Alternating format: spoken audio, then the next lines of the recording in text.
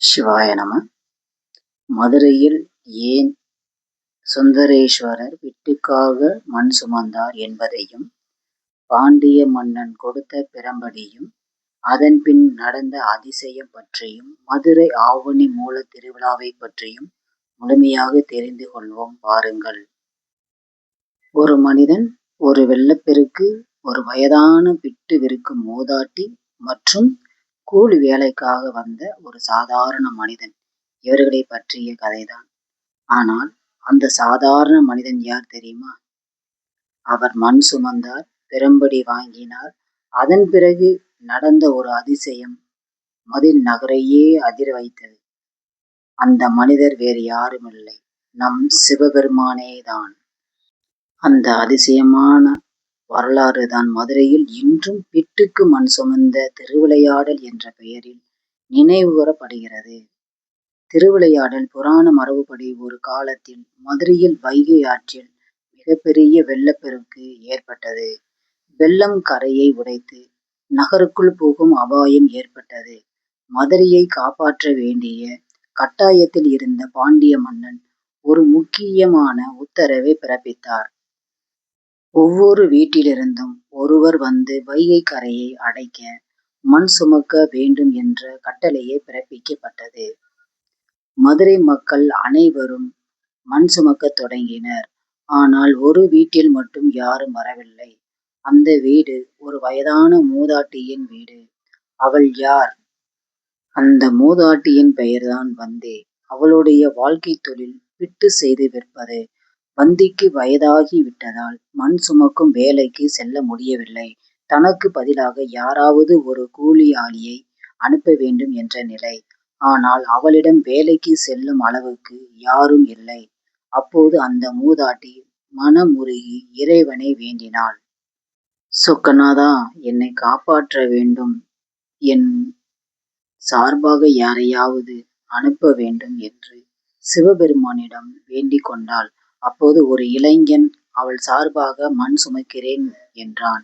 அதற்கு கூலியாக எனக்கு என்ன தருவீர்கள் என்று கேட்டான். மூதாட்டியிடம் பணம் இல்லை. அவள் செய்திருந்தது புட்டு மட்டுமே. அதனால் என்னிடம் பணம் இல்லை, நான் செய்யும் பிட்டை உனக்கு கூலியாக தருகிறேன் என்று கூறினாள். அந்த இளைஞனும் சம்மதித்தான். அந்த இளைஞன் வைகை கரைக்கு சென்றான். மற்றவர்கள் எல்லோரும் வேகமாக மண் சுமந்து கொண்டிருந்தார்கள். ஆனால் இவன் மட்டும் வேலை செய்வது போல நடித்து கொண்டிருந்தான். சற்று ஓய்வெடுப்போம் என்று ஓய்வெடுத்துக் கொண்டிருந்தான். இதை கண்ட பாண்டிய மன்னனுடைய சற்று ஓய்வெடுத்து கொண்டிருந்தான். இதை கண்ட பாண்டிய மன்னனின் அதிகாரிகள் கோபமடைந்தனர். எல்லோரும் வேலை செய்கிறார்கள், நீ மட்டும் ஏன் சும்மா இருக்கிறாய் என்று கேட்டனர். ஆனால் அந்த இளைஞன் அதை பொருட்படுத்தவில்லை. இதனால் செய்தி பாண்டிய மன்னனிடம் சென்றது. மன்னனும் கோபமடைந்தார். மன்னன் அந்த இளைஞனை அழைத்து, ஏன் வேலை செய்யாமல் இருக்கிறாய் என்று கேட்டார். அவனிடமிருந்து சரியான பதில் வரவில்லையால் மன்னன் அவனை பிரம்பால் அடிக்க செய்தார் என்று புராண மரபு கூறுகிறது. அந்த ஒரு பிரம்படி அங்கே இருந்த அந்த இளைஞனுக்கு மட்டும் விழவில்லை. இதன் விளைவாக உலகம் முழுவதும் உணரப்பட்டது. மன்னன் உட்பட அனைவரும் அதிர்ச்சி அடைந்தனர்.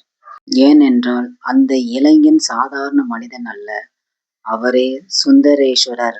பாண்டிய மன்னனுக்கு உண்மை புரிந்தது.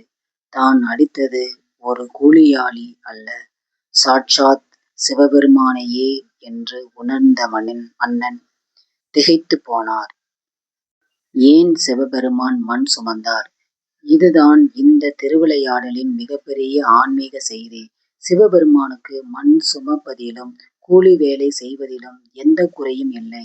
ஏனென்றால் அன்புடன் அழைக்கும் பக்தர்களுக்காக இறைவன் எந்த வேலையையும் செய்ய தயங்க மாட்டார். மூதாட்டி கொடுத்தது பெரிய செல்வம் அல்ல, அவளிடம் இருந்தது சில பிட்டு மட்டுமே. ஆனால் அந்த பிட்டில் இருந்தது அளவற்ற பக்தி. அந்த பக்திக்காகவே சிவபெருமான் கூலியாளியாக வந்து மண் சுமந்ததாக இந்த திருவிளையாடல் நமக்கு உணர்த்துகிறது. இன்றும் தொடரும் இந்த நினைவு.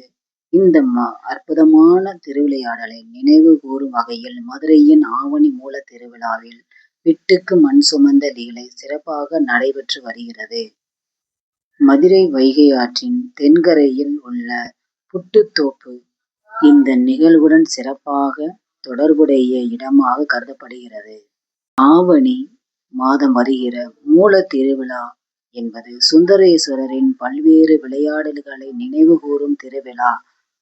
இதில் விட்டுக்கு மண் சுமந்த லீலை மிகவும் புகழ்பெற்ற ஒன்றாகும்.